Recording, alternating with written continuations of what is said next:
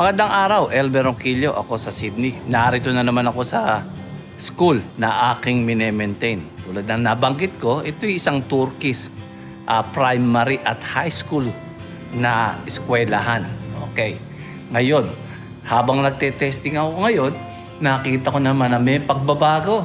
Magkakaroon na naman tayo ng extra trabaho. Okay. Tignan natin. Nagkabit kasi sila ng bagong demountable classroom. At itong demountable classroom na to, wala na akong choice. Dati kasi may smoke alarm lang.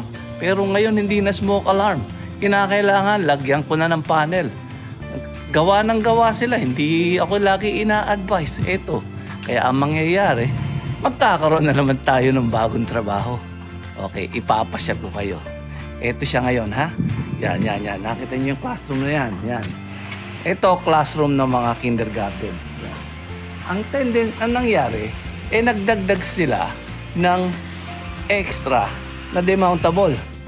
Ayan, ang extra demountable. Dati, ito lang. Nadagdagan, ito. Nagdagdag sila ng 3 demountable. Kaya ang mangyayari, maglalagay na ako ng fire panel dito sa lugar na to. At doon pinalagay sa corner na yon. Ibigyan ko sila ng quotation. Puro conduiting ang gagawin dito. Magpo-conduit lahat. Wala tayong choice.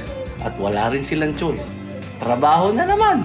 Oo, sinasabi ko nga kung saan ko dapat dadaanin ng cable sa para ma-quotation ko na yung trabaho. Sana may tao tayong gagawa nito. No? Kundi, problema na naman.